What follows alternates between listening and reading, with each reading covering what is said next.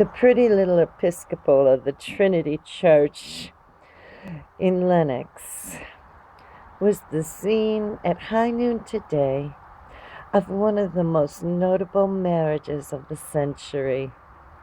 Within its ivy and jasmine-covered walls were congregated the very essence of the wealth and aristocracy of the metropolises of the country.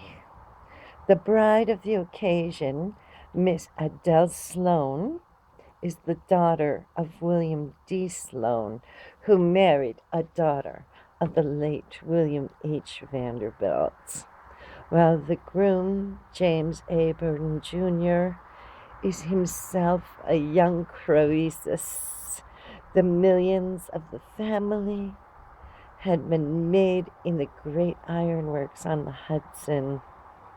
It was essentially a Vanderbilt wedding, and such a gathering of the clan of that house as has never occurred before and may never occur again.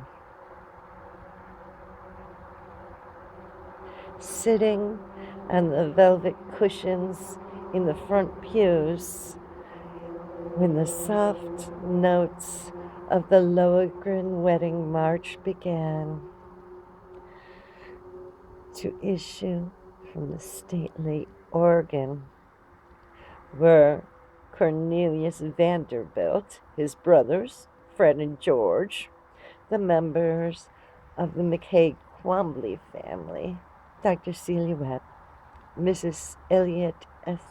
Shepherd, Mrs. William H. Vanderbilt, grandmother of the bride, and the richest American widow, Mr. and Mrs. Ornay Wilson, Mrs. John Jacob Astor, Moses Taylor, a matrimonial catch whose possessions are said to put up some 40 millions.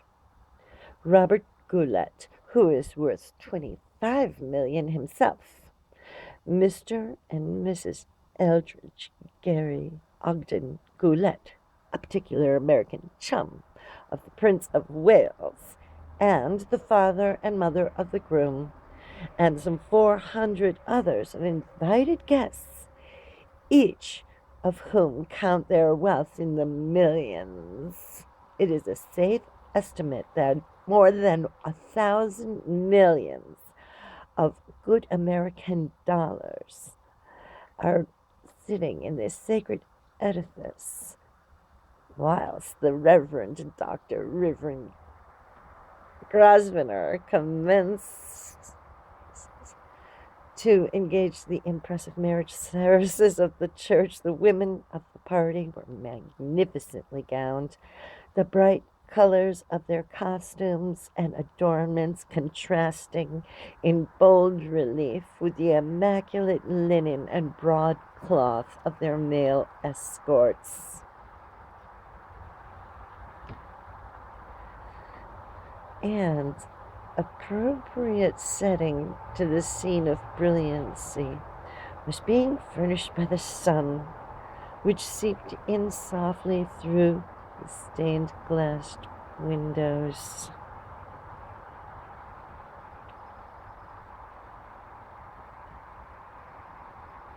Softly through the stained glass windows, the bride and groom were attended respectively by their parents.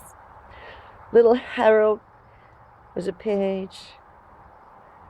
Some ushers were Frederick J.R. Winthrop. He was the best man, rather, of the bride's groom. Now the bridesmaids are being mentioned. After the words were pronounced, which made the couple man and wife, they left the edifice to the strains of Mendelssohn's March. 400 covers were laid for the wedding breakfast, at which the long life and happiness of the young couple were pledged in bumpers of champagne. Columns might be filled with incidences growing out of the wedding. The function, including the presents, the costumes, and minor necessities, represented a total expenditure of not less than $1 million. For the bride's trousseau alone, checks to a total of $45,000 have been drawn. The value of the wedding presents, the majority being articles of jewelry, is estimated at not less than a round $500,000. The bride's dowry from her parents is $1 million, while the groom inherits $1 million from his grandmother and has any number of millionaire uncles and aunts who will remember him lavishly in their wills. The bride has just rounded her 20th year, and the bridegroom is 23 years old. It is said to be absolutely a love match. The couple having been billing and cooing for a year, and it is the first notable wedding since the adoption of the Illinois legislature of its resolution urging American heiresses to bestow themselves upon Americans rather than upon foreign princelings or grandees. The honeymoon will be spent upon the groom's estate, where upon her arrival, the bride will find a splendid mansion, furnished completely from cellar to garret, and fully equipped with servants and stores. Even should further panics cause their millions to disappear, they will never know what it is to have the wolf at their door.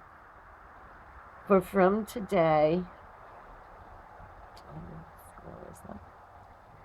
they will receive the royal allowance of $50,000 a year, the portion which, by the will of the late William H. Vanderbilt, goes to all of the grandchildren upon his or her wedding day.